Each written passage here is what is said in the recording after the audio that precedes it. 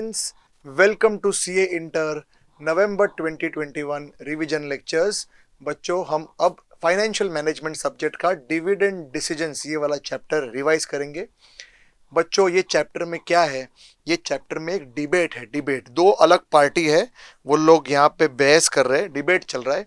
एक पार्टी बोलती है कि आपका ये जो डिविडेंड डिसीजंस होता है ना, कि कितना डिविडेंड देना चाहिए, कितना नहीं देना चाहिए, ये जो डिसीजन होता है, ये डिविडेंड डिसीजन रेलेवेंट होता है, कंपनी के मार्केट वैल्यू को इंपैक्ट करता है। ठीक है, मतलब आप जिस तरह डिविडेंड डिसीजन लेते हो उससे आपके कंपनी का मार्केट वैल्यू या इक्विटी का मार्केट वैल्यू इंपैक्ट होता है।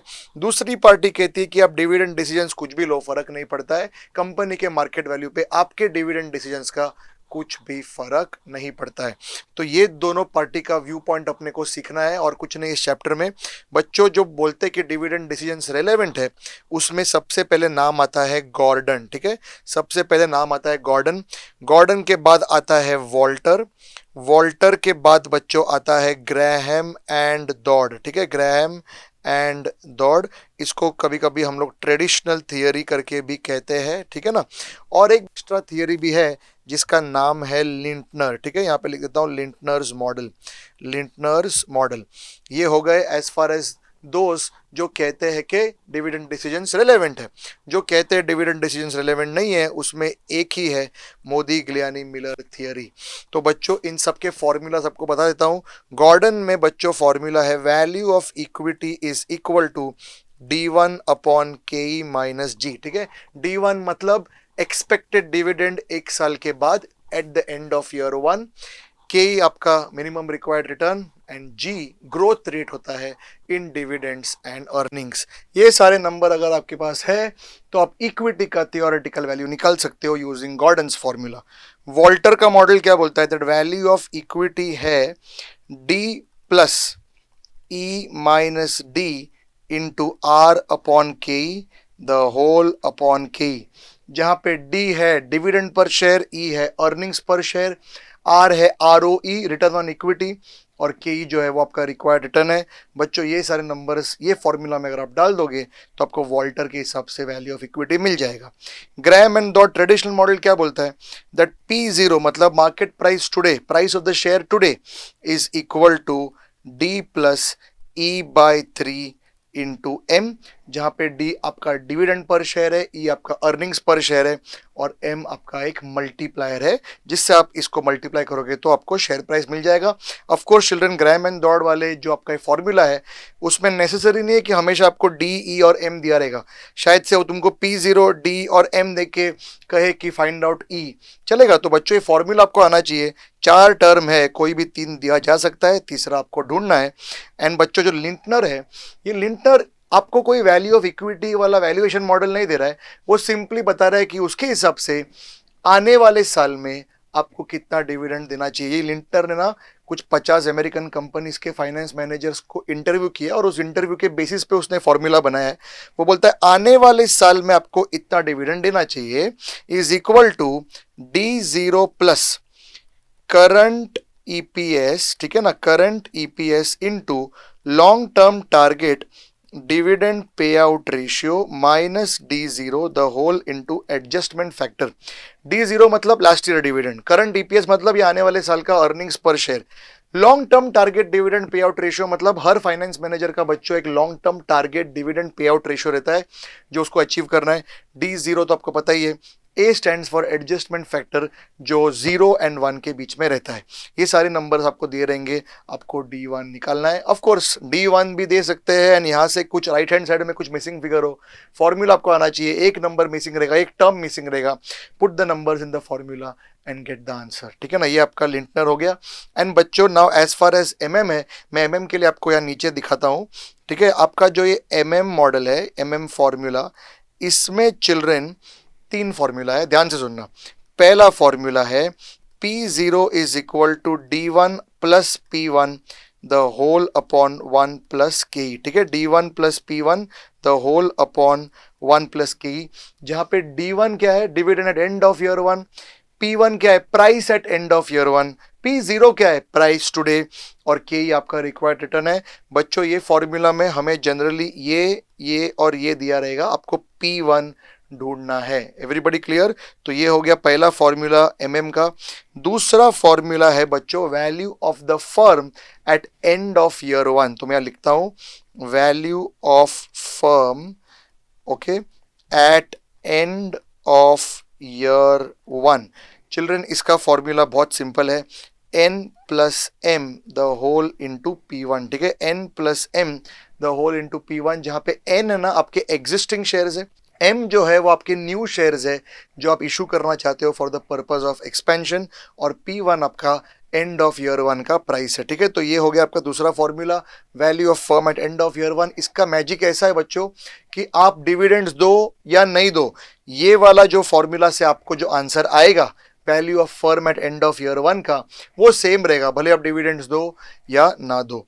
चिल्ड्रन देन तीसरा आता है वैल्यू ऑफ फर्म टुडे। ठीक है, वैल्यू ऑफ फर्म टुडे, जिसका फॉर्मूला कुछ इस तरह दिखता है, NP0 is equal to, now NP0 मतलब P0 बोले तो आज का शेयर प्राइस, N बोले तो हमारे एग्जिस्टिंग शेयर्स, तो एग्जिस्टिंग शेयर्स इनटू आज का share price will give you the entire market value today, आज का मार्केट वैल्यू। उसका फॉर्मूला कुछ इस तरह है, N plus M the whole into P1 minus I plus E the whole upon 1 plus के।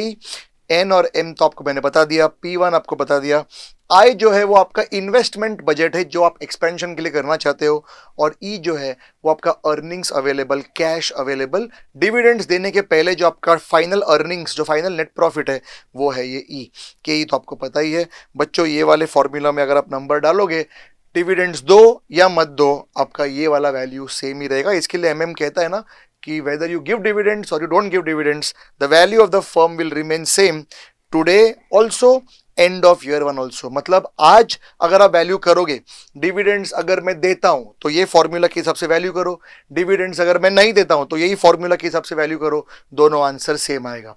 दूसरी तरफ अगर आप एंड ऑफ ईयर 1 का देखते हो वैल्यू ऑफ फर्म, डिविडेंड्स अगर मैं देता हूं तो calculate this formula and find out कि कितना वैल्यू ऑफ फर्म होगा 1 साल के बाद। ऑन द अदर हैंड अगर आप डिविडेंड्स नहीं देते हो तो उस तरह के नंबर्स आप इस पर्टिकुलर फॉर्मूला में डाल दो, आपको वेदर यू गिव डिविडेंड्स और don't give dividends same answer आएगा ये फॉर्मूला के हिसाब से at end of year 1 value of firm. तो बच्चों ये हो गया आपका MM थियोरी के फॉर्मूलाज। चलो अभी हम सम्स की तरफ जाते हैं बच्चों। I will take you to the sums now. Sums में आपके जेके शाह क्लासेस का क्लास वर्क मैं यहाँ पे डिस्कस कर रहा हूँ। आई होप आपके सामने आपका टेक्स्ट बुक एंड आपका सोल्यूशन बुक है। चलो बच्चों, ये जो पहला वाला क्वेश्चन है ना वो वॉल्टर्स मॉडल है। ठीक है, वॉल्टर्स मॉडल, वॉल्टर मॉडल बच्चों अगर आपको याद होगा ये वाला फॉर्मूला, ठीक है, ये वाला फॉर्मूला यहाँ पे देखो क्या क्या दिया है, ये है आपका E, ये है आपका KE। फिर वो लोग क्या कहते हैं कि देखो अगर आपका जो R है वो 15% अगर है, 10% अगर है, 5% अगर है, 3 केस दिया है, उसमें आप please according to Walter's formula value of equity निकालो। तो 3 बार करना पड़ेगा, लेकिन फिर पता चलता है हर एक केस के अंदर 3 सिचुएशंस और दे रखी है कि डिविडेंड पे आउट रेशियो अगर 25% है तो, 50% है तो, 75% है तो, ऐसा बच्चों 9 टाइम्स करना पड़ेगा। 9 टाइम्स कैसे हो गया ये देखो मैं आपको दिखाता हूं यहाँ पे। अगर आपका रिटेन्ड अर्निंग्स का प्रोडक्टिविटी मतलब ROE 15% है तो ठीक है, take R as 15%, take KE as 10%, E तो आपका 8 रहेगा। अब उसमें पहला सिचुएशन है कि अगर आपका डिविडेंड पे आउट रेशियो 25% है, अगर डिविडेंड पे आउट रेशियो 25% है, कंसीडरिंग दैट आपका EPS 8 है, 8 इंटू 25% 2 रुपीज का आपका D हो जाएगा, इससे आपका एक वैल्यू ऑफ इक्विटी निकल जाएगा। फिर नेक्स्ट सिचुएशन, अगर आपका डिविडेंड पे आउट रेशियो 50% है, 50%, तो बच्चों कहना है आपका D जो है 50% ऑफ 8 मतलब 4 हो जाएगा, वो 4 रुपए का D लेके आप वापस कैलकुलेट करो वैल्यू ऑफ इक्विटी। फिर अगर डिविडेंड पे आउट रेशियो 75% है तो 8 इंटू 75% आपका D जो है वो 6 होगा, D को 6 लेके वापस कैलकुलेट करो वैल्यू ऑफ इक्विटी। ऐसा 3 बार हो गया एक केस के लिए। फिर वापस 3 बार करना पड़ेगा अगर R 10% है, वापस 3 बार करना पड़ेगा अगर R 5% है। ये आपको यहाँ कैलकुलेट करना है calculation of market value of company share using Walter's model. फिर वो कहता है what inference can be drawn from the above exercise. बच्चों हम ये इस एक्सरसाइज से ये कंक्लूजन या ये इन्फरेंस ला सकते हैं कि अगर आर के से ज्यादा है, if R is greater than K, मतलब कंपनी जिस रेट पे पैसा बना सकती है वो शेयर होल्डर्स के अपॉर्चुनिटी कॉस्ट से ज्यादा है, तो ideal dividend payout ratio 0 होना चाहिए। शेयर होल्डर्स के हाथ में वो कैश मत दो, कंपनी में ही रखो और उसको ग्रो करो शेयर होल्डर्स के लिए। एंड देयरफॉर अगर आपका डिविडेंड पे आउट रेशियो 0 है, अकॉर्डिंग टू वॉल्टर्स मॉडल आपका वैल्यू ऑफ इक्विटी हाईएस्ट रहेगा। लेकिन ऑन द अदर हैंड अगर के जो है वो आर से ज्यादा है, मतलब शेयर होल्डर्स का अपॉर्चुनिटी कॉस्ट कंपनी के प्रोडक्टिविटी से ज्यादा है, तो according to Walter's model ideal dividend pay show 100% होना चाहिए। पूरा का पूरा अर्निंग्स दे दो शेयर होल्डर्स को, रखो मत। ऐसा करोगे तो according to Walter's model value of equity highest रहेगा। ये था बच्चों discussion of question number 1। Question number 2 वापस वॉल्टर मॉडल पे ही बेस्ड है। यहां पे अगर आप देखोगे कहना था नेट प्रॉफिट आफ्टर टैक्स दे रखा है 30 लाख, फिर प्रेफरेंस डिविडेंड का डेटा दिया है, पीडी निकाल सकते हो, तो नेट प्रॉफिट आफ्टर टैक्स में से पीडी निकाल दोगे तो net profit for equity shareholders मिल जाएगा। उसको अगर मैं divide by number of equity shares करूंगा तो मेरे को अर्निंग्स पर शेयर ईपीएस मिल जाएगा। फिर बच्चों उन्होंने तुमको ये आर दिया है और ये के दिया है, तो ई है, आर है, के है, सिर्फ डी नहीं दिया है अभी। और वो बोलते हैं what should be the dividend payout ratio so as to keep the share price at 42। मतलब उन्होंने तुमको वैल्यू ऑफ इक्विटी दे दिया है 42। बच्चों कहना से उन्होंने तुमको यहाँ पे ये वैल्यू ऑफ इक्विटी दे दिया है, ई दे दिया है, आर दे दिया है, के दे दिया है, आपको डी ढूंढना है। सबको समझ में आया? और एक बार आपको वो डी मिल गया by putting it in that formula, फिर डिविडेंड पे आउट रेशियो कैसे निकालेंगे? Dividend divided by EPS into 100, बरोबर।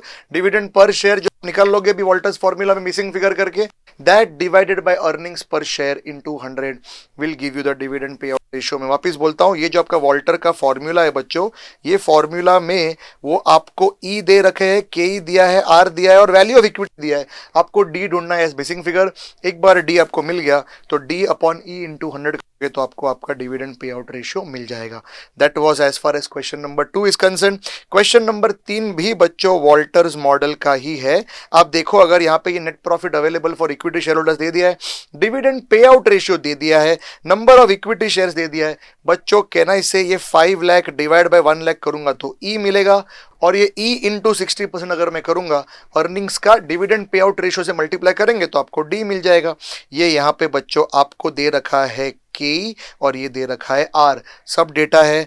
उन्होंने आपको पूछा है मार्केट वैल्यू पर शेयर कितना है, आप आराम से वॉल्टर्स मॉडल में ये सब नंबर्स डाल के आप आराम से वैल्यू ऑफ इक्विटी निकाल सकते हैं। अब वो पूछते हैं what is the optimum dividend payout ratio according to Walter's model and the market value of company share at that payout. अब अकॉर्डिंग टू वॉल्टर सबसे बेस्ट पे आउट क्या होता? आपको दिख रहा है यहाँ पे जो आर है वो के से ज्यादा है, बरोबर। आर जो के से ज्यादा हो गया तो the optimum dividend payout ratio according to Walter 0% हो जाता है।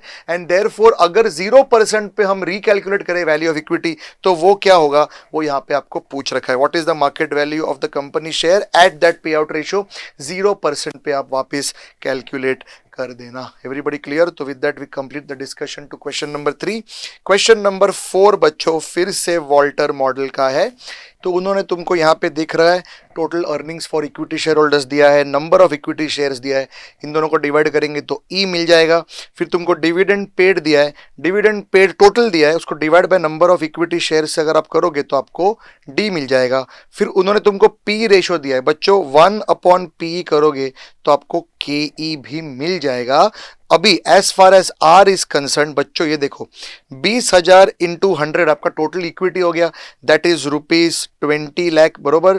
20 लाख का आपका टोटल इक्विटी था और उसके सामने बच्चों 2 लाख रुपए का हमने अर्निंग्स किया है। तो 20 लाख की इक्विटी पे 2 लाख का अर्निंग, मतलब ये जो आपको 10% मिला ये आपका आर हो गया। Everybody clear? तो यहाँ पे आपका आरओई भी मिल गया, आपका के भी मिल गया, डी भी है, ई भी है। हम आराम से यहाँ पे वॉल्टर का मॉडल यूज कर सकते हैं। अब वो पूछ कह रहा है ascertain whether the company is following an optimal dividend payout ratio और डिविडेंड पॉलिसी। बच्चों ऑप्टिमल क्या है? या तो 0% या तो 100%, बीच में कुछ नहीं है। बीच में सिर्फ कब कर सकते हैं? जब भी आर एंड के ई दोनों सेम हो जाएगा तब आप कोई भी रेशियो यूज करो, कोई फर्क नहीं पड़ता। लेकिन अगर आर के ई से अलग है, ज्यादा है या कम है? तो बच्चों 0 और 100 के बीच में ही कुछ तो है, या तो 0 है या तो 100 है, बीच का कुछ नहीं है। यहाँ पे आपको दिख रहा है कि आपके 2 लाख के अर्निंग्स में से 1.5 लाख रुपए का डिविडेंड दे रखा है, मतलब ये 75% पे आउट है, तो ये ऑप्टिमम नहीं हो सकता है। बच्चों ध्यान से देखना, यहाँ पे आपका ये आर है 10%, आपका कुछ तो के ही आया रहेगा। अगर आर के से ज्यादा है तो dividend payout ratio optimum 0 होना चाहिए, एंड अकॉर्डिंगली आप वैल्यू ऑफ इक्विटी निकालो। अगर आर के से कम है तो बच्चों optimum dividend payout ratio 100% होना चाहिए, और आप अकॉर्डिंगली वैल्यू ऑफ इक्विटी निकालो वॉल्टर्स फॉर्मूला में। ये हो गया पॉइंट नंबर 1। पॉइंट नंबर 2 वो पूछता है what should be the P ratio जिस पे dividend policy will have no effect. बच्चों कौन से वाले के पे there will be no impact of dividend policy? P पूछा है लेकिन मैं के बोल रहा हूं। कौन सा है वो के जिस पे आप कुछ भी डिविडेंड पे आउट रेशियो दो, शेयर प्राइस पे फर्क नहीं पड़ेगा? बच्चों अगर के इज इक्वल टू आर हो गया, अगर के और आर सेम हो गया, तो बच्चों डिविडेंड पे आउट का कुछ फर्क नहीं पड़ेगा। उसके लिए कहना है के को 10% होना चाहिए, उसके लिए पी कितना होना चाहिए वो पूछ रहे हैं। बच्चों हमको पता है कि 1/p इज के ना, तो 1/k is equal to P भी बोल सकते हैं। Everybody clear? तो मुझे मालूम है कि मुझे 10% चाहिए यहाँ पे के, तो पी कितना होना चाहिए? 1/10%, 10 टाइम्स। Everybody clear? तो उसके साथ अपना पॉइंट नंबर 2 हो गया। अब वो पूछ रहे will your decision change if the P ratio is 8 instead of 12.5। ठीक है, अगर पी रेशियो आपका 8 है तो 1/8 करके आपको एक न्यू के मिलेगा। वो न्यू के को आपको कंपेयर करना है with your R, and then accordingly call लेना है कि 0% करना है पे आउट, क्या 100%, and accordingly recalculate the Walter's model की सबसे वैल्यू ऑफ इक्विटी। उसके साथ अपना क्वेश्चन नंबर 4 का डिस्कशन हो जाता है। क्वेश्चन 5 बच्चों है ना वो गॉर्डन्स मॉडल है। गॉर्डन्स मॉडल अगर आपको याद होगा D1/ke माइनस जी वाला जो आपका फॉर्मूला है, इसमें देखो क्या क्या दिया है। उन्होंने तुमको D0 दे रखा है, उन्होंने तुमको G दिया है। बच्चों D0 में आप अगर G ऐड करते हो तो आपको D1 मिल जाएगा, और आपको के दे रखा है, कहना इसे D1 G के सब मिल गया, आप आराम से वैल्यू ऑफ इक्विटी निकाल सकते हो एज पर गॉर्डन्स मॉडल। अब वो कहते हैं कि आप वैल्यू ऑफ इक्विटी वापस कैलकुलेट करो, फिर से करो। अगर आपका जो ग्रोथ रेट है ना वो 8% हो गया, तो बच्चों अर्लियर हमने कैलकुलेट किया था एट 5%, अब वो बोल रहे 8%। 8% अगर हो गया तो जी तो बदल ही रहा है, D1 भी बदलेगा, बिकॉज यहाँ पे D0 पे आपको ग्रोथ रेट ऐड करनी है। अभी ग्रोथ रेट ही बदल गई तो कहना से D1 बदल जाएगा। अब फिर से पूरा कैलकुलेशन करो, ऑफकोर्स के को हाथ मत लगाना, के तो वही रहेगा 15.5। अब वो कहते हैं वापिस करो, अगर आपका जो ग्रोथ रेट है 3% हो गया, तो बच्चों ग्रोथ रेट अगर 3% हो गया तो D1 बदल गया, जी तो एनीवेज बदला हुआ ही है। Recalculate value of equity at this new growth rate. इसके साथ अपना क्वेश्चन नंबर 5 का डिस्कशन हो जाता है। क्वेश्चन नंबर 6 भी बच्चों गॉर्डन्स मॉडल पे ही है। यहां पे वो कह रहा है कि देखो हमारा जो शेयर कैपिटल है 10 लाख का, उसका बच्चों फेस वैल्यू पर शेयर 10 है। It distributed current dividend of 20%, ये 20% अगर मैं फेस वैल्यू पे लगाऊं तो मेरे को बच्चों डिविडेंड पर शेयर मिल जाएगा पेड, जो D0 हो जाएगा। अब बच्चों उन्होंने तुमको यहाँ पे ग्रोथ रेट दिया है, D0 दिया है, ग्रोथ रेट दिया है, D1 निकाल सकते हैं, एंड के भी दे रखा है, D1 है, G है, के है। आप आराम से वैल्यू ऑफ इक्विटी निकाल सकते हो using Gordon's model. Question number 7 बच्चों सब डेटा दे रखा है, उसमें वॉल्टर से भी करना है, उसमें बच्चों गॉर्डन से करना है। डिस्कस फॉर मी ईयर, बहुत ही स्ट्रेट फॉरवर्ड क्वेश्चन है, सब डेटा है, आपको गॉर्डन का फॉर्मूला पता है, वॉल्टर का फॉर्मूला पता है, put the numbers and get the answer. ये हो गया क्वेश्चन नंबर 7। क्वेश्चन नंबर 8 जो है बच्चों, क्वेश्चन नंबर 8 ये आपका थियरी का है। ठीक है, अब ध्यान से देखना, यहाँ पे वो कहता है कि हमारा जो face value per equity share है वो 100 है, and the shares are quoted at par. Shares are quoted at par का मतलब ये हो गया कि यही आपका P0 हो गया। अब वो कंपनी सोच रही है कि ये 10 रुपए का D1 एक साल के बाद दे या ना दे। अब वो कहते हैं कि आपका के जो है बच्चों वो 12% है।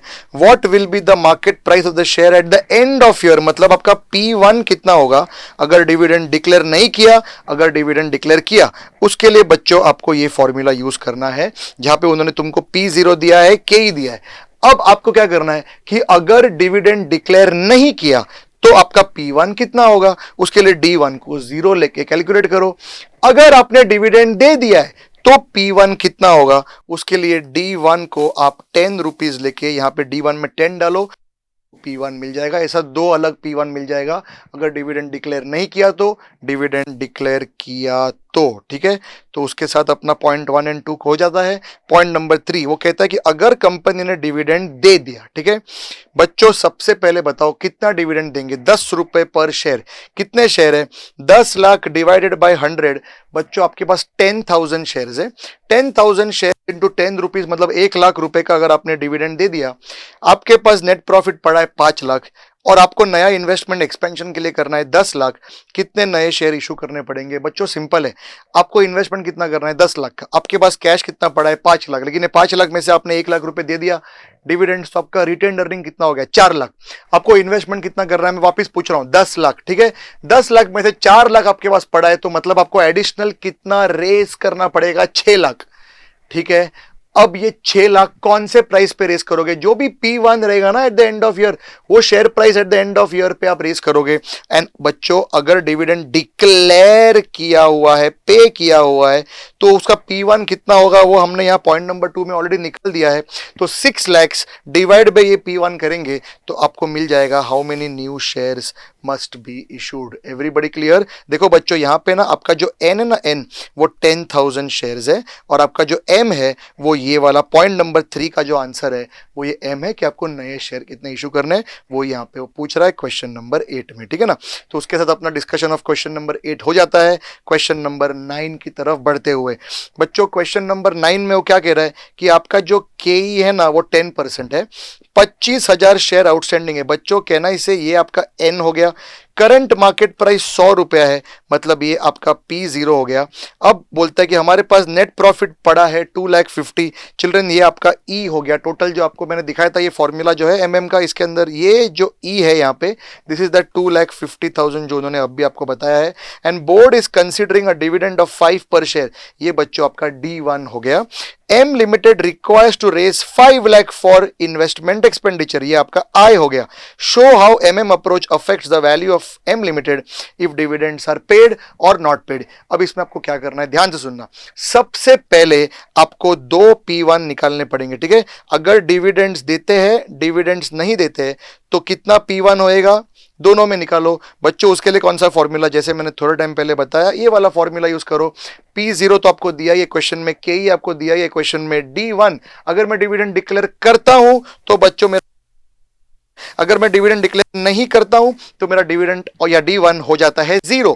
एक बार बच्चों आपको आपका ये P1 मिल गया अंडर बोथ केसेस, उसके बाद ना आप ये निकालना M stands for number of new shares जो आपको इशू करना है। जैसे मैंने आपको क्वेश्चन नंबर 8 में सिखाया था, उसी फॉर्मेट में बच्चों आप नए शेयर्स इशू कितने करने हैं वो बताओ। कैसे पता करने का कि कितना शेयर इशू करना पड़ेगा? सिंपल, आपको बच्चों 5 लाख रुपए का इन्वेस्टमेंट का रिक्वायरमेंट है, बरोबर।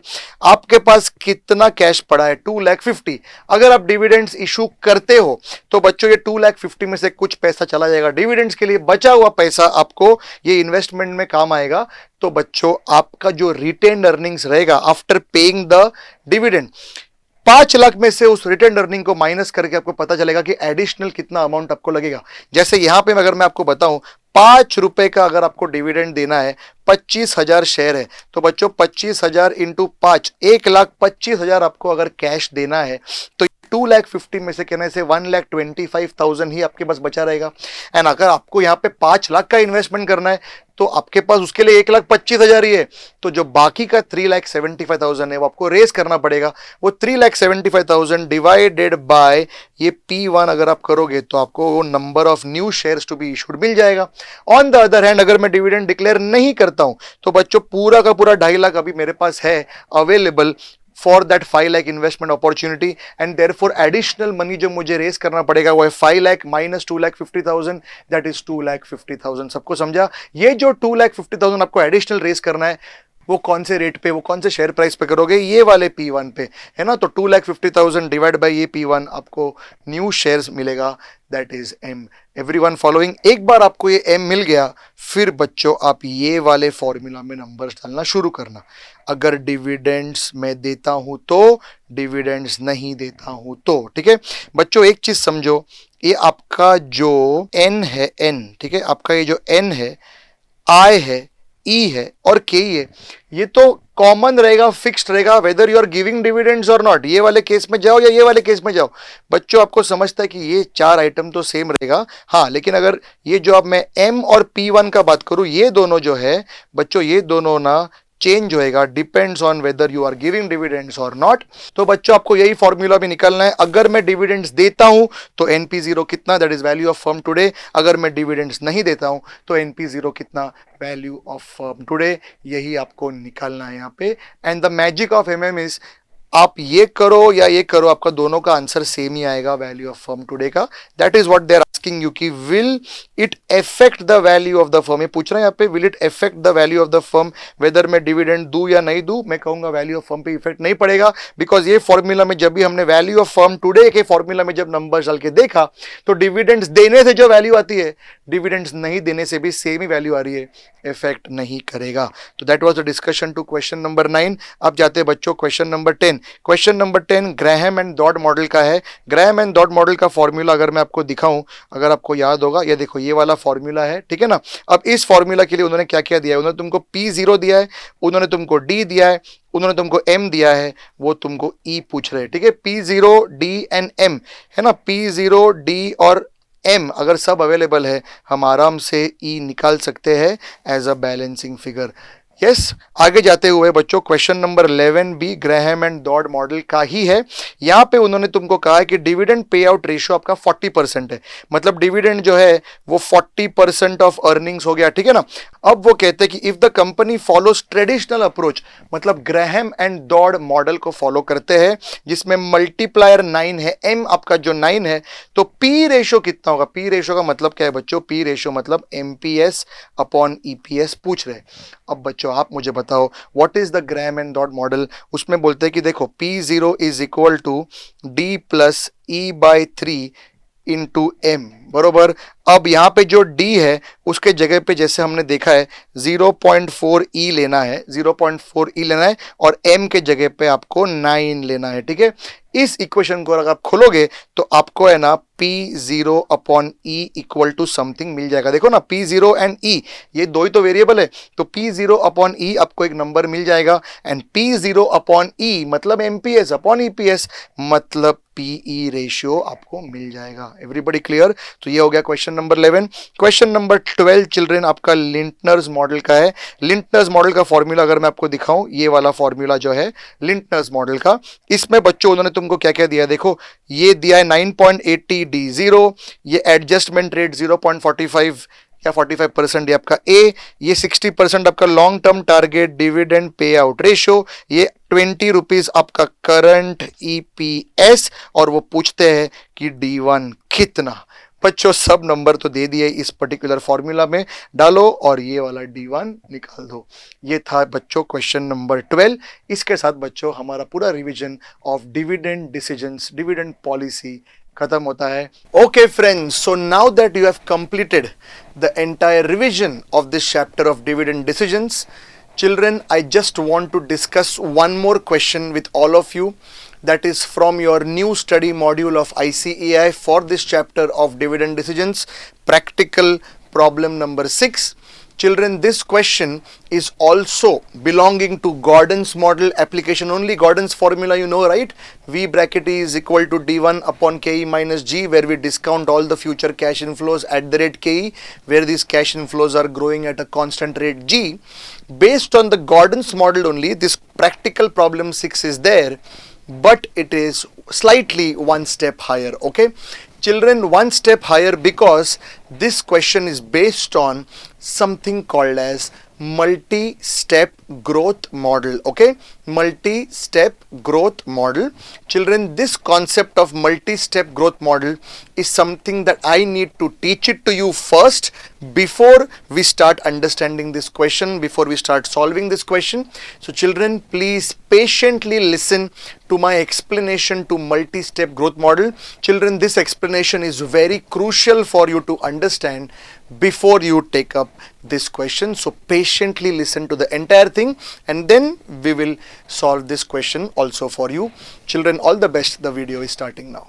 Hi friends, so welcome to a new module, Gordon's formula multi-step model, okay, multi-step growth model. Students, in this module, before I start explaining to you what is that multi-step growth model in Gordon's formula, one video I want to teach you here. This video I have named as why no selling price in the valuation model, which means why we don't take the future selling price in valuation. I'll tell you what I mean.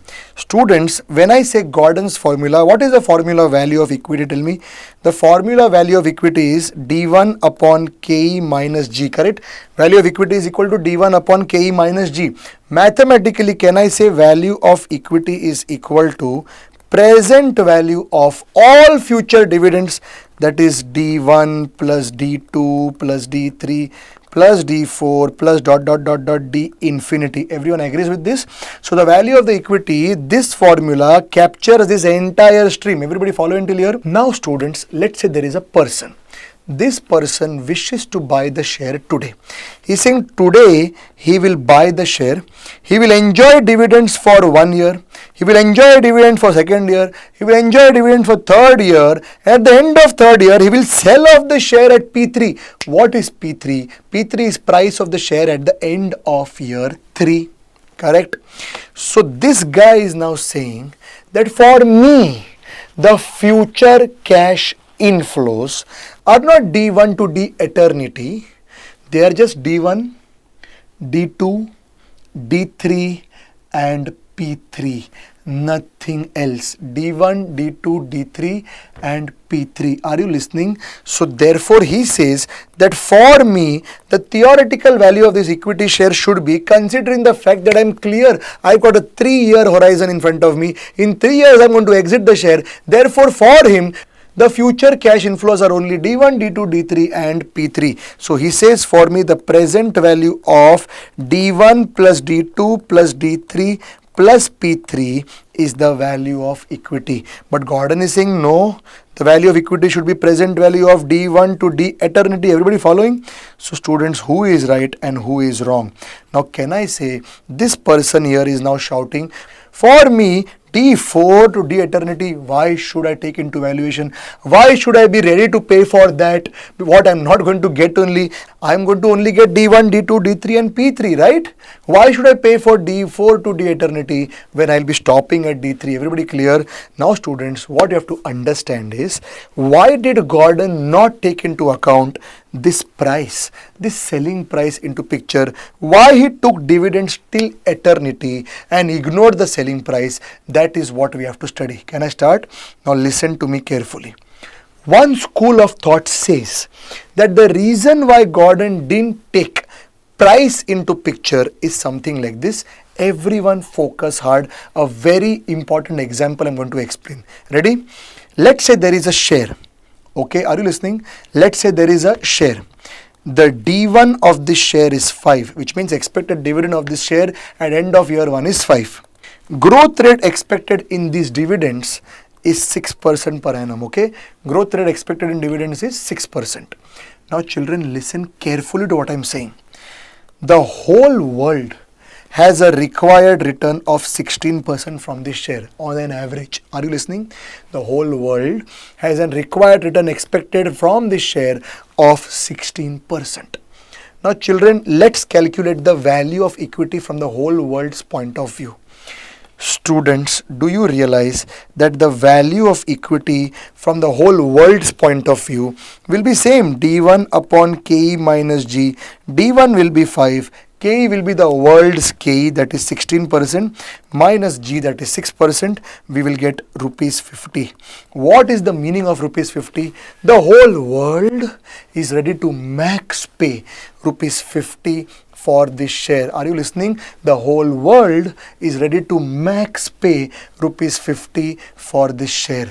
And therefore, do you realize the actual price of the share also will be rupees 50 only, right? Because if the whole world is ready to max pay 50, the share price cannot trade at 60, 70. Nobody will buy. It has to be 50. The share price cannot be 40, 30. The whole world will start buying. Demand will increase. Price will again touch 50, which means what the whole world wants is reality is the theme. Everybody understood what the whole world wants becomes actual price, correct? Nothing to debate here. So if the whole world wants 16% return and therefore the whole world says it is ready to max pay rupees 50 for this share, therefore the actual price of the share and the theoretical price will be same.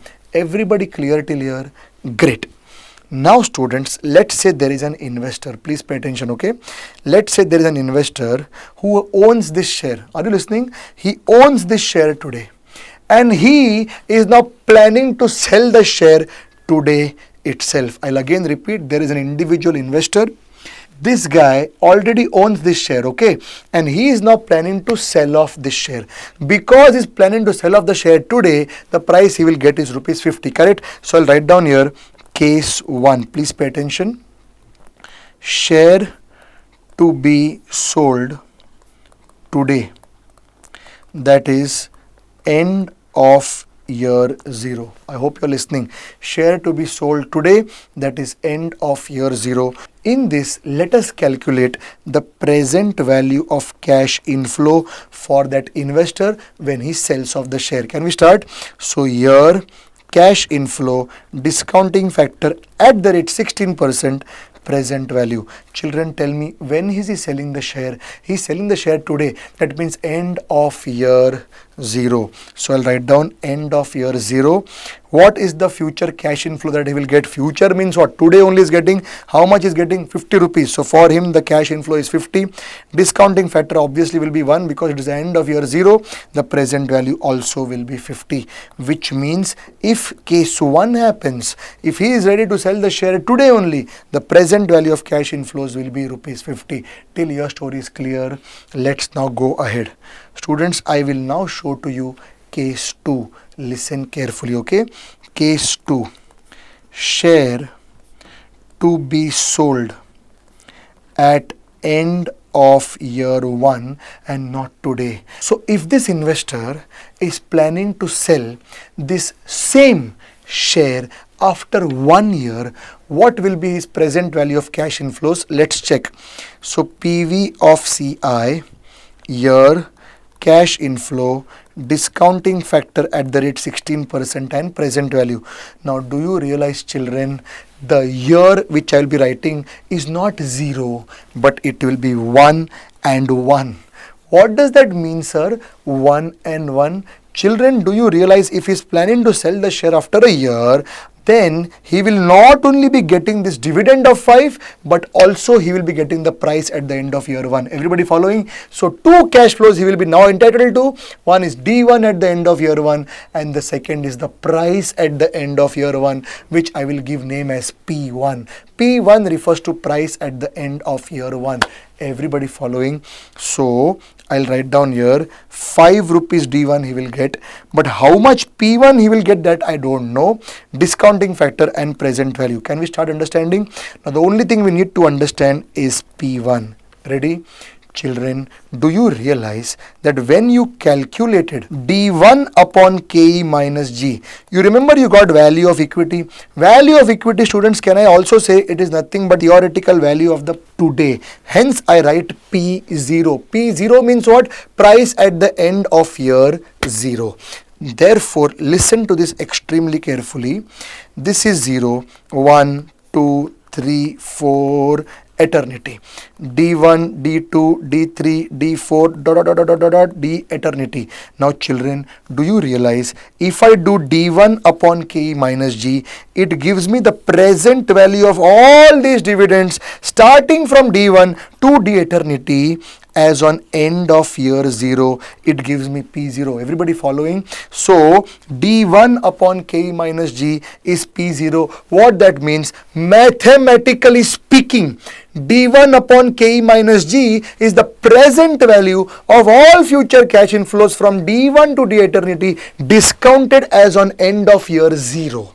And financially speaking, D1 upon K minus G is what I am ready to max pay at end of year 0 for future cash inflows, that is D1 to D eternity. Everybody understands till here? Now children, if P0 is equal to D1 upon Ke minus G, tell me what will be P1 equal to? Obviously P1 will be equal to D2 upon Ke minus G. Everybody clear? Now mathematically speaking, what is this? Can I say D2 upon Ke minus G will obviously be capturing the present values of all future cash inflows starting from D2 to D eternity. I hope you understand.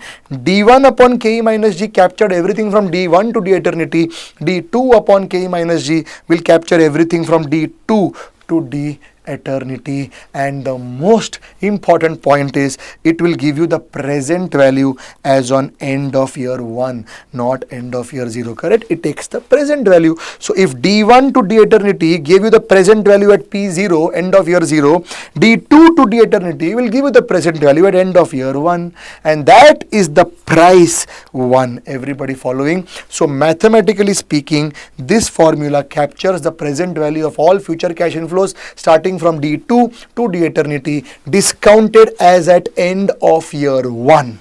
And financially speaking, this formula tells me how much I am ready to max pay at the end of year 1 for all future cash inflows from there, that is D2 to D eternity. Everybody clear? So therefore, if I want to find P1, that is what is the price at the end of year 1. That is what the whole world is ready to max pay for that share at end of year 1. Then the formula cannot be D1 upon Ke minus G, because at the end of year 1, I will be ready to max pay for the future cash flows from year 1 onwards, correct? That is D2 onwards. I hope you are understanding. Hence the formula will be P1 equal to future from there, D2 to D eternity. The formula is D2 upon Ke minus G. Everybody clear with this? So students, coming back, tell me, I need P1, right? What is the formula of P1? D2 upon Ke minus G. Now children, how do I find D2? They have given to us D1, right? D1 is available, G is available. Add the G to the D1, you will find D2. So can I say that 5 plus 6% is 5.3. So students, D2 therefore is 5.3 divided by Ke minus G will give me 53. I will write 53 here. Let's now discount and see what happens. Now considering that both are same years, same discounting I will use. So I'll do 53 plus 5 divided by 1.16. I exactly get the present value as 50. Everybody clear with this? If you want the breakup, students, it is 5 divided by 1.16. This is 4.3, and this is 53 divided by 1.16. This is 45.7. Everybody clear with this? Let's now go ahead. Students, one thing you should notice, in case 1 also the PV was 50.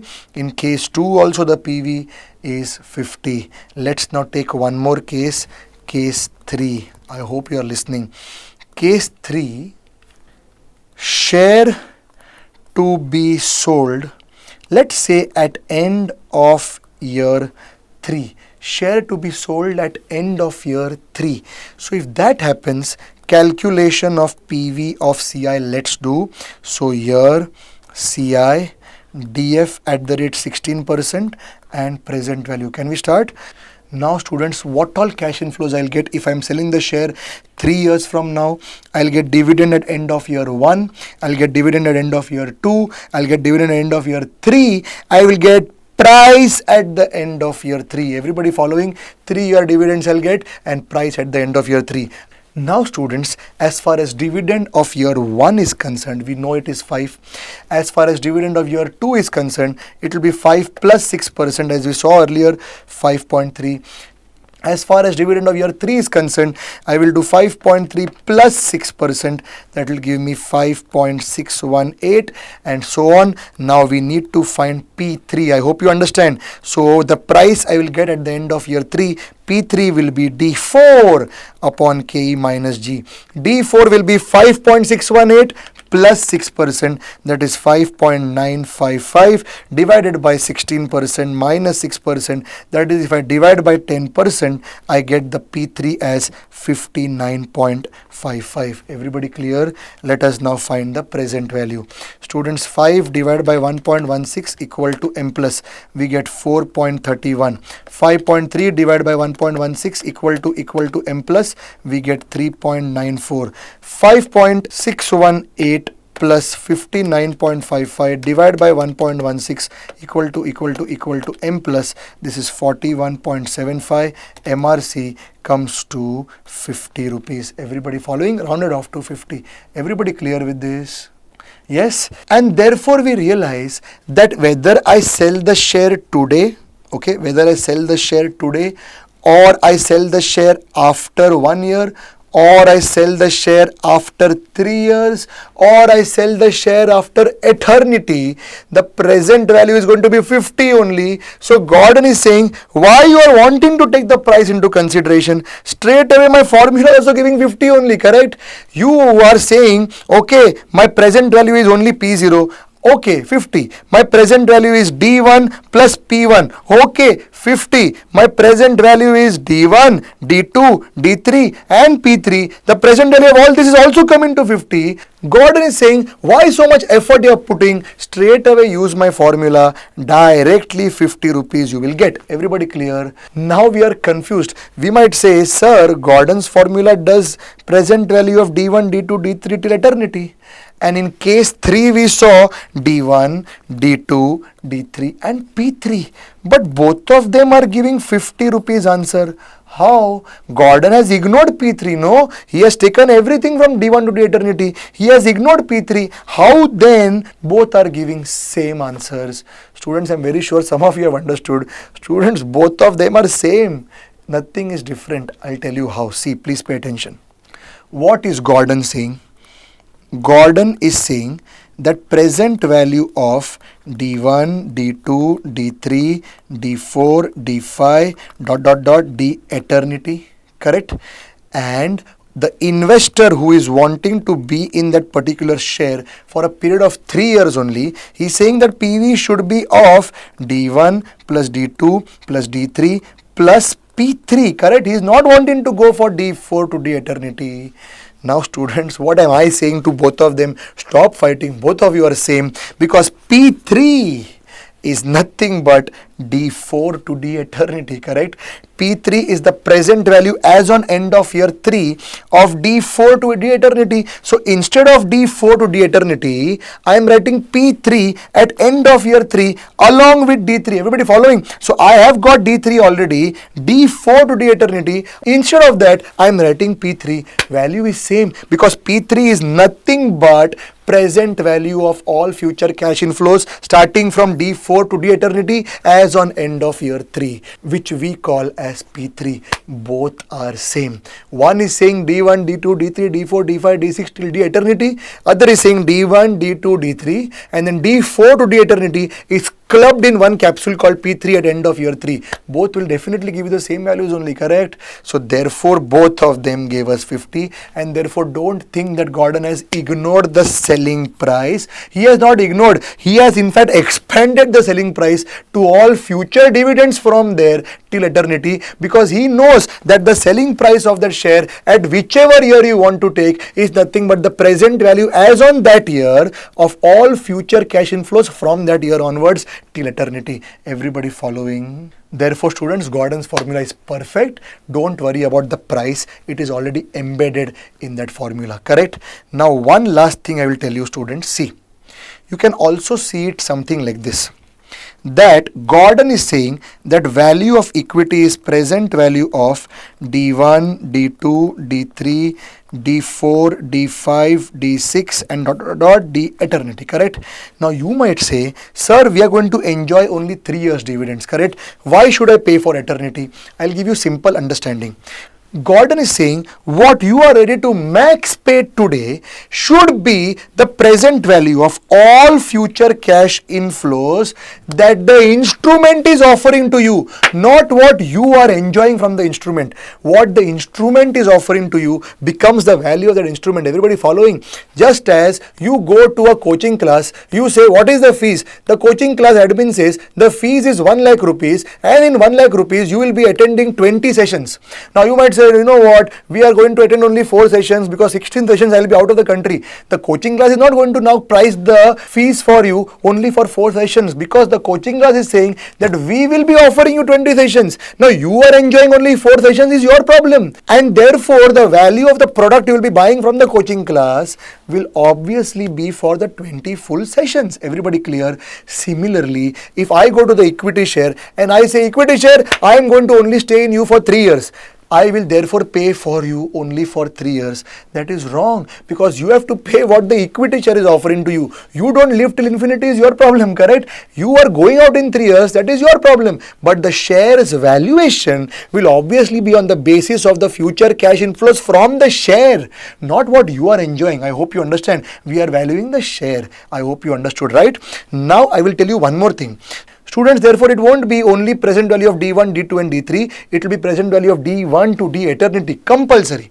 And therefore, when I say that you add P3 here, do you realize everything is taken into consideration? Yes. So the whole thing is so beautiful like this.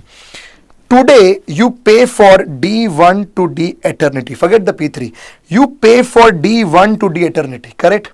So, now that you are entitled to receive and enjoy D1, D2, D3 till D eternity because you have paid for the entire stream. Let's say year 1 happens, you enjoy your D1.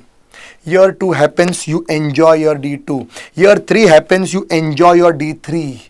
But at the end of year 3, you say, I want to quit. No problem, quit. But you will say, sir, but I've paid for D1 to D eternity. No, I've enjoyed only 3 years dividends. I will say, don't worry.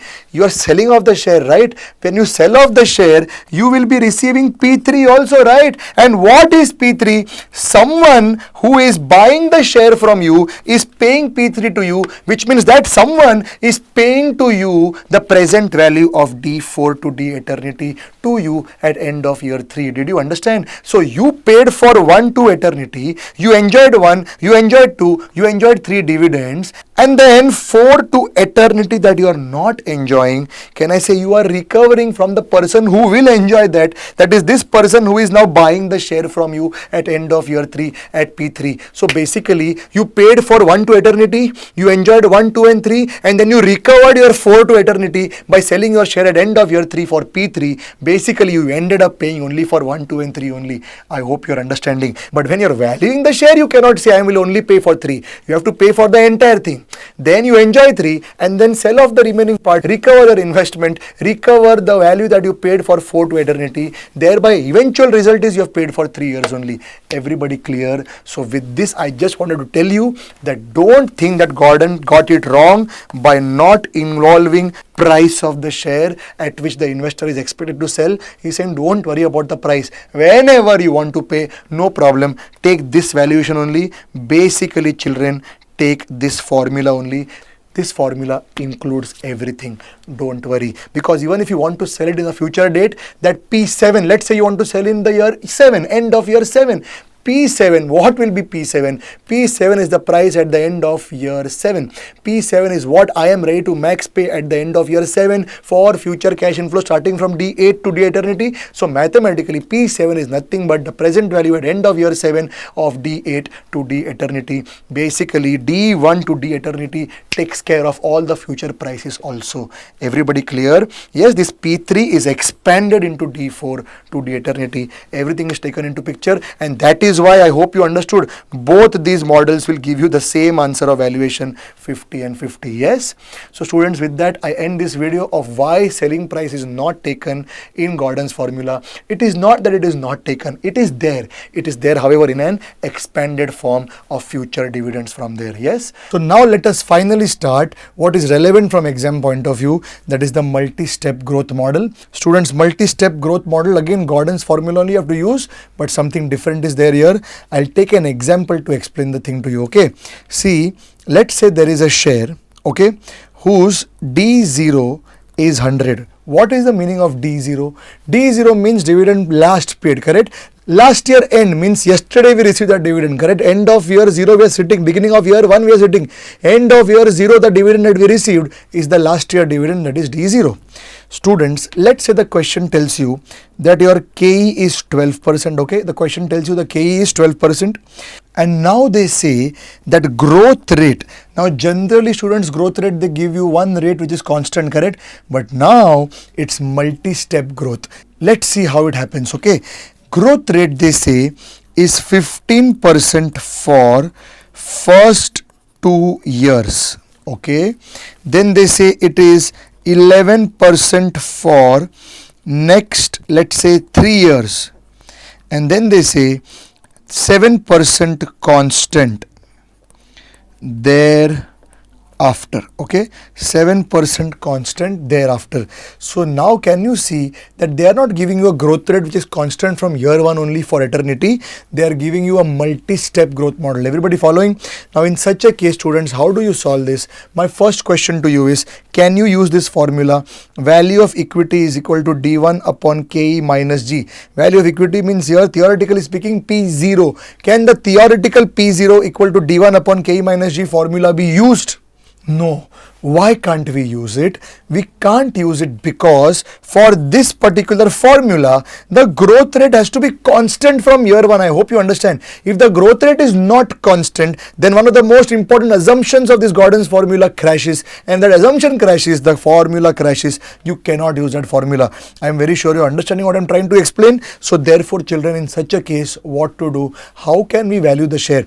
Now, can I tell you that valuation of a share is nothing but the present value of future cash inflows, correct? The Gordon's formula was anyways used because the cash flows were for eternity. To get the present value of them, we needed a model, and Gordon gave us that model. But Gordon's formula works only when the G is constant. When the G is not constant, I am very sure you understand you cannot use Gordon's formula, right? You cannot use Gordon's formula straight away, but you can use Gordon's formula someday. Someday, once the growth rate becomes constant. Are you listening to me? Now look at this question. They are saying last dividend is D0, that is 100. KE is 12%. They say that we know the growth rate is not going to be constant. We say, okay, tell us what is the growth rate. They say for the first 2 years now coming, the growth rate will be 15%. We say, okay. Then next 3, 4, 5, 6. They say, no, next 3 years, after 2 years, the growth rate will be 11%. I say, okay. Next, they say beyond that we can't see. So if beyond that you can't see, if your vision is only for a 5-year period, then beyond that you will have to assume growth rate to be constant. Otherwise, how can you value a share? You will have to take Gordon's help. And to take Gordon's help, we need the G to be constant. Everybody following? So therefore they say, yes, the growth rate will become constant. Thereafter means what? 6th year onwards. I hope you are listening. So do you realize, children, that since the growth rate is not constant from year 1 onwards, D1 to D eternity I cannot club in Gordon's formula. But once the growth becomes constant, that is year 6 onwards, do you have the intelligence to understand that D6 to D eternity can be clubbed in Gordon's formula? P5 is equal to D6 upon KE minus G. I'll repeat, P5 is equal to D6 upon KE minus G. Are you understanding? Students, do you realize that this formula captures the present value of all future cash inflow starting from end of year 6, D6 to D eternity, discounted at the end of year 5, that is P5. Everybody following? So students, can I say Gordon's formula we will use, but once G becomes constant. But G is becoming constant from year 6 onwards. So D6 to D eternity has now been clubbed in Gordon's formula. What about the other 5 dividends, D1, D2, D3, D4 and D5? Oh, they will have to be discounted separately. Everybody following? We will have to calculate present value. See, present value means value today. We will have to calculate today's value, means for today the future cash inflows don't start at D6. Future cash inflows start at D1 onwards. D1, D2, D3 till D eternity. All future cash inflows, present value is P0.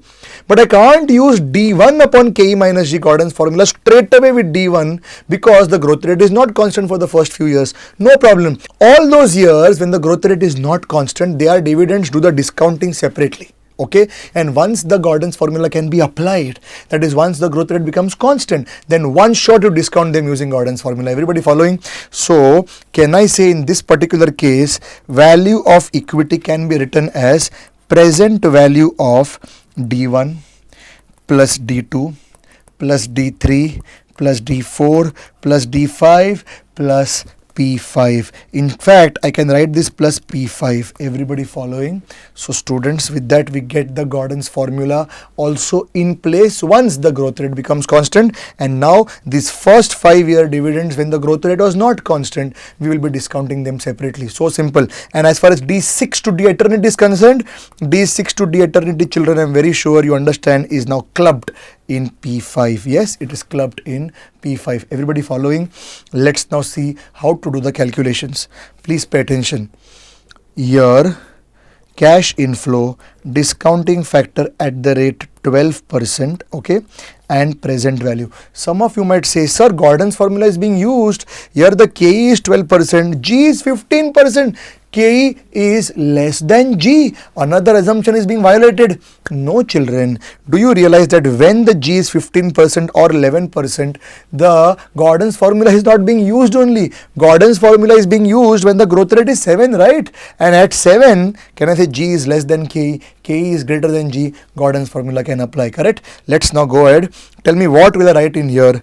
I'll write 1 for D1, 2 for D2, 3 for D3, 4 for D4, 5 for D5 and 5 for P5. Everybody following? Let's now put the numbers. So my D0 students is 100.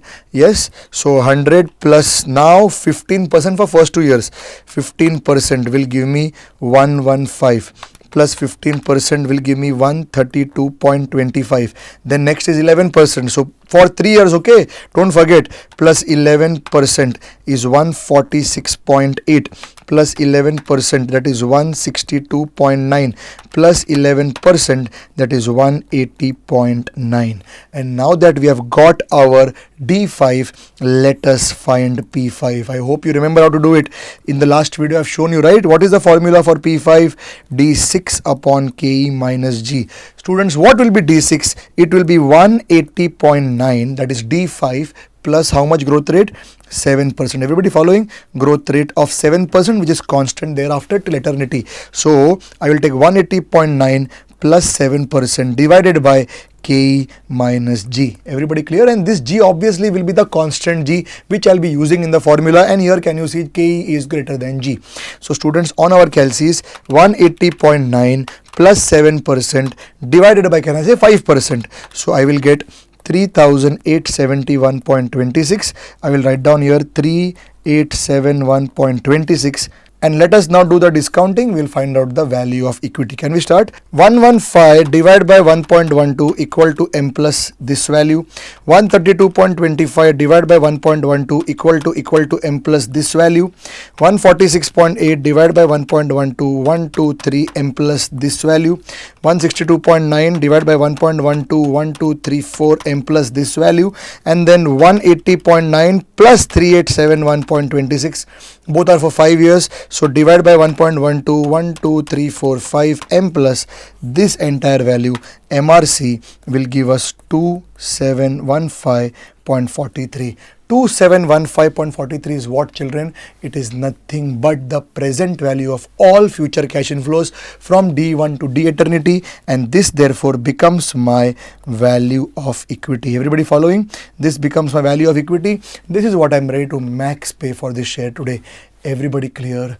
So tell me, students, if growth becomes constant, okay, from year 6, can I say stop at P5. I hope you understood. Tomorrow in the question they say growth becomes constant from year 11, then you should stop at P10. If growth becomes constant from year 7, you should stop at P6. If growth becomes constant from year 1, then of course you should stop at P0 only. There is no need to do any table. Straight away P0 equal to D1 upon KE minus G. Everybody clear? Now students, one thing you should understand is the meaning. Please pay attention, okay? Now I will remove these numbers and I want to tell you something very important. See, I'll take the first number now, the first dividend 115, and I'll find the discounted value. 115 divided by 1.12 will give me 102.68. Children, what is the meaning of this?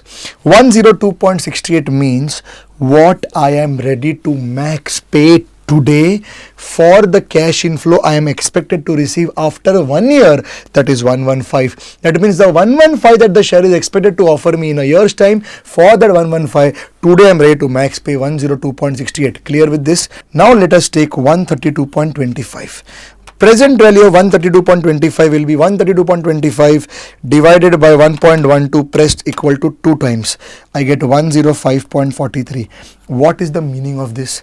105.43 is what I am ready to max pay today. 132.25 rupees I'm going to get in 2 years from today. Everybody following? So the share is expected to give me 132.25 rupees in 2 years time. For that, today I'm ready to max pay 105.43. Like that, students, if I discount 146.8, I'll get what I'm ready to max pay today for 146.8 I'm expected to receive in 3 years time. If I discount 162.9, today's value is nothing but what I am ready to max pay today for 162.9 rupees I'm expected to receive in 4 years time. If 180 I discount for 5 years separately, this is what I'm ready to max pay today for 180.9 I'm expected to receive in 5 years time.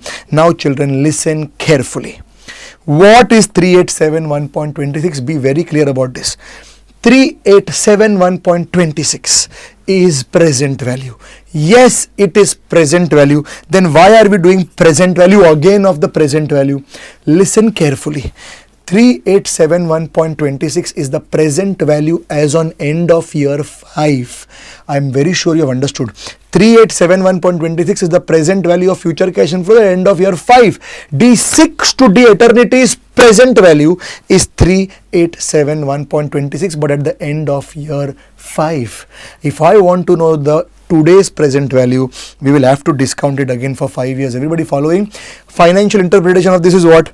At the end of year 5, I am ready to max pay 3871.26 for D6 to D eternity. I'll again repeat, at the end of year 5, if I go to purchase the share, I will purchase the share for the future cash flow starting from D6 to D eternity, correct? For D6 to D eternity, I am ready to max pay 3871.26 at end of year 5. Okay, and if I now calculate the present value of this, 3871.26 divided by 1.12, 1, 2, 3, 4, 5, if I do, I get 2196.66. Students, what is 2196.66? This is what I am ready to max pay today for D6 to D eternity combined. Everybody following? So for D6 to D eternity total, I am ready to max pay 3871.26 at the end of year 5.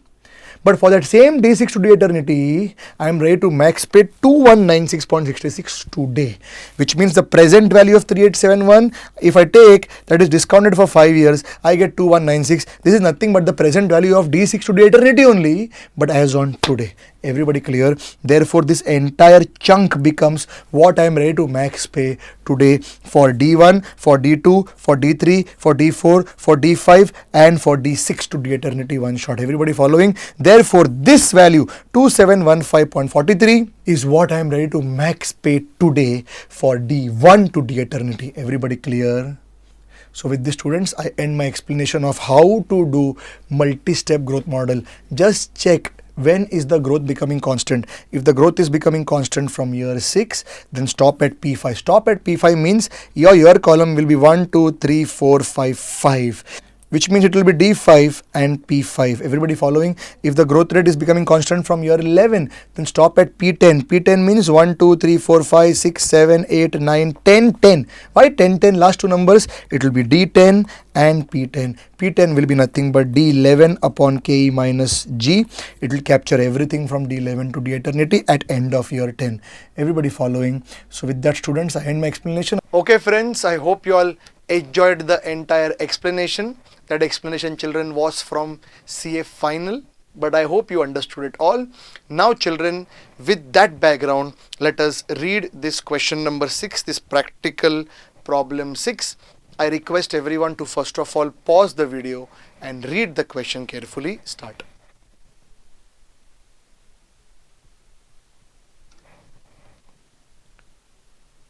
Okay students, I hope you all have read the question. Let us now try to understand it.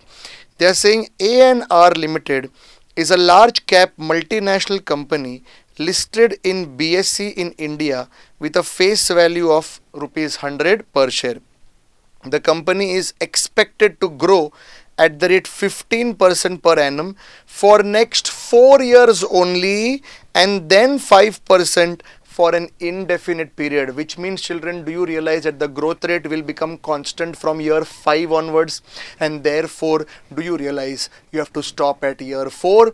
In your table, you will be writing year 1, 2, 3, 4, 4, where the first 4 dividends D1, D2, D3 and D4 will take separately, and then D5 to D eternity will club in P4, because there we can use the Gordon's model once the growth rate becomes constant. They are saying the shareholders expect a 20% return on their share investments. Children, this will become their KE, minimum required rate of return.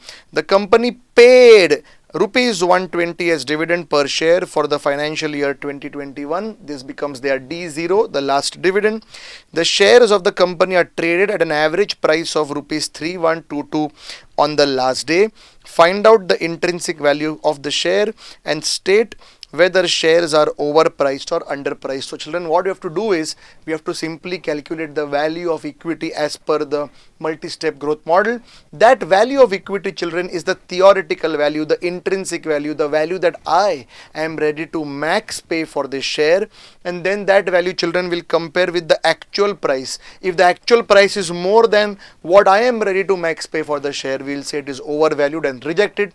However, if the actual price 3122 is less than the theoretical value, less than the value that I want to max pay, we will say undervalued and purchase it. Are you ready, children? Let's start. So I'll write down here for you practical problem 6. Okay, practical problem 6.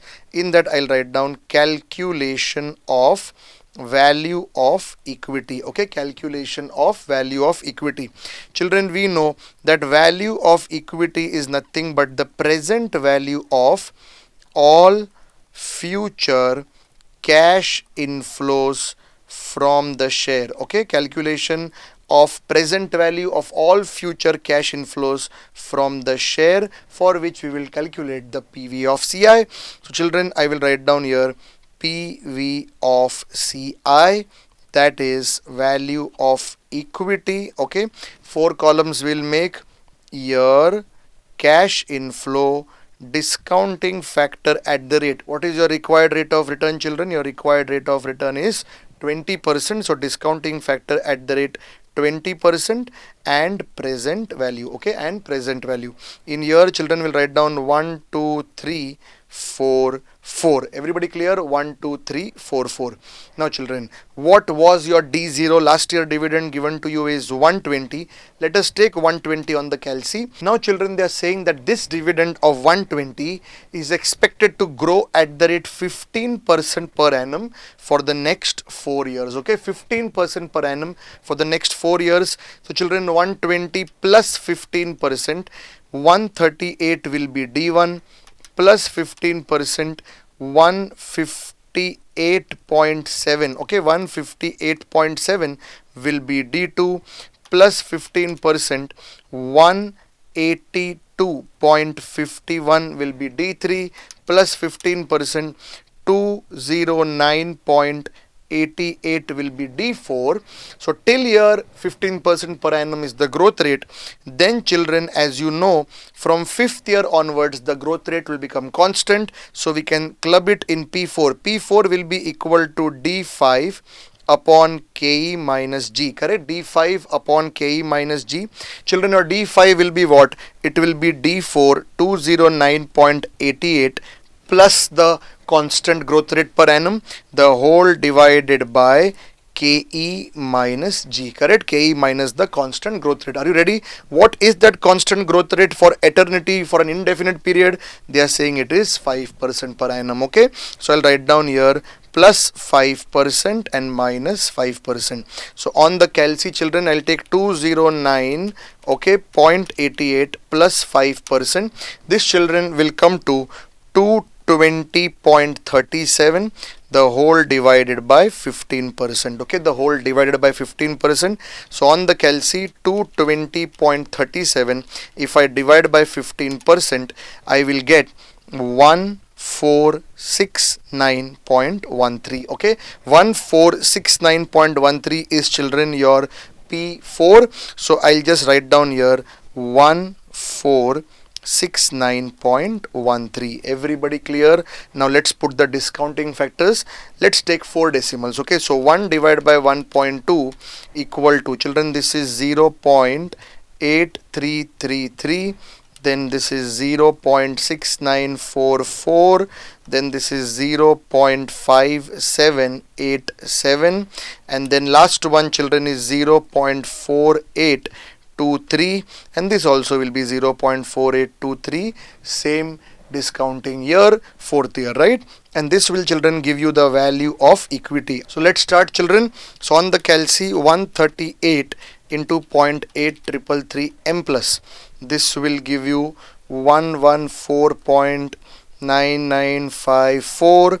then 158.7 into 0.6944 will give you, if I press m plus here, 110.20128. 182.51 into 0.5787 m plus, this is 105.618537. next is 209.88 into 0.4823 m plus, this is 101.225, okay. And then 1469.13 multiplied by 0.4823 m plus, this is 708.561. children, if I take MRC, this will come to 1140.6. that's it, okay. 60174. I'm rounding it off to 1140.6, which means for this share I am ready to maximum pay 1140.6. This 1140.6 is the theoretical value, the intrinsic value of the share, and children, the actual value is 3122. Overvalued, overpriced, expensive, we will reject it. Everybody clear? Because I am ready to maximum pay 1140. You are asking me to pay 3122 for this share. You are overpriced and I will therefore reject you. Everybody understood till here? So that's what they're asking you. Find out the intrinsic value of the share, that is 1140, and state whether the shares are overpriced or underpriced. They are obviously overpriced, since the actual current market price of the share is greater than the intrinsic value, the theoretical value, the value that I am ready to max pay. So children, everybody understood this question. Now one last point, children. This question solution in ICAI module only, I will show it to you. I'll just show it to you. This is question number 6. Okay, yes, this is that question, children. But their answer of the intrinsic value comes to 2557.5. What is our answer coming to, children? Our answer is coming to 1140.6. Their answer is coming to 2557.5. Now you might feel, sir, what is this? Which one is right? Children, with all humility, let me tell you, this answer is wrong of ICAI here, because can you see here, till here everything is same that we have done. We have done it in a tabular form. They have put it in an equation. That's okay. Now here, children, this last point, if you see, I'll just share with you. 209.88 plus 5%. The whole upon 20% minus 5% is what we have to do. Now children, by mistake they did 20%, not minus 5%, they did minus 15%. Okay, actually this whole thing should have been 15%, as you can see here, but they by mistake did 20% minus 15% instead of doing 20% minus 5%. Everything else, children, is same. Okay, so that is this one error due to which this answer is coming different. Otherwise, children, don't worry, this answer of mine is perfect. Okay, don't worry about that. So with that, children, we complete the discussion to this particular practical question. Yes, question number 6. So I hope you understood the entire discussion of dividend decisions chapter revision as a whole, and I'm also hoping that you're enjoying this entire revision lecture series. We wish you all the best for your exams. See you. Take care. Bye bye.